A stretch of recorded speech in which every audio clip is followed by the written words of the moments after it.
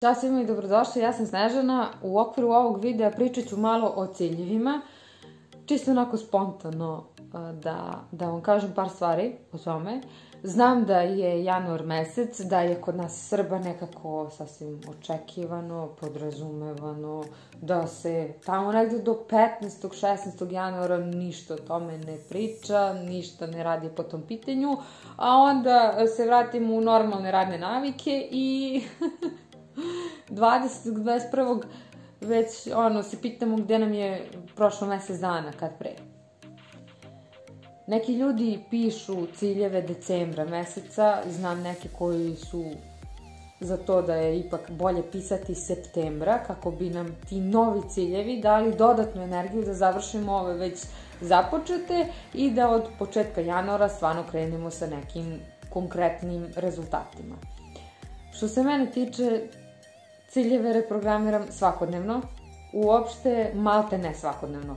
Ne baš da menjam život iz korena svakog dana, ali uglavnom ne držim se slepo nekih stvari, programa, nekih metoda. Kombinujem šta mi je potrebno u datom trenutku, to preporučujem i vama. Znam isto neki ljudi koji su više za to da ciljeve rade samo i samo kroz NLP tehniku.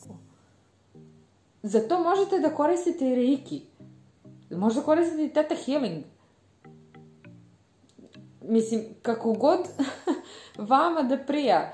Neke ciljeve sam konkretno ja radila samo Reikijem. Neke ciljeve, znači samo NLP i to je to. Ne, za neke sam kombinovala.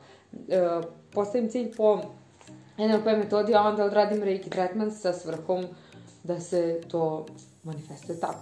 To je jedan od načina. Ipak ja verujem da svako od nas ima svoj jedinstven sistem uspeha i da sve to što učimo od drugih ljudi, na edukacijama, na seminarima, nam služi samo da kombinujemo to sa našom ličnom mapom uma i to je to. Cijela priča je poenta. E sad, ukombinujemo, to je ključna reč. Ja nisam neko ko će da vam kaže ok, sad ti slušaj meditacije, slušaj motivaciona videa i postići ćeš izvanredan uspeh u životu. Meditacije, motivaciona videa, sve to dodatno je samo deo te priče.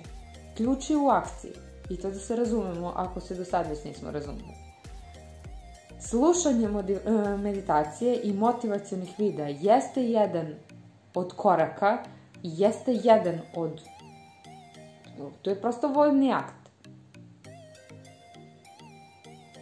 Sve što čujemo, vidimo, uradimo ili ne uradimo, utiče na naše rezultate. To su sve izbori koje donosimo na dnevnom nivou. Jel znate da dnevno donosimo oko 2000 odluka u proseku?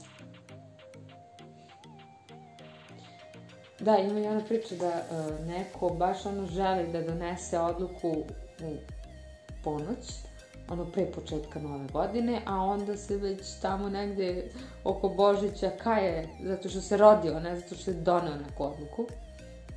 I postoji još jedna misao koja glasi da odluka se donosi samo jednom, a posledice nastaju i traju celo život.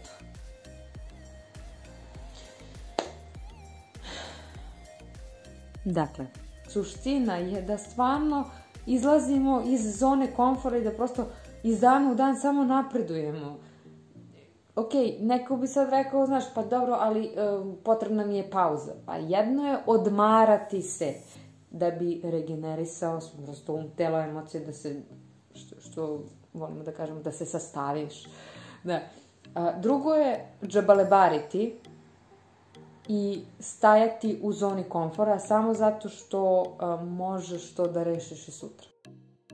Razmislite o tome kako provodite svoje vreme, a mi se vidimo u nekom od narednih videa. Ćao!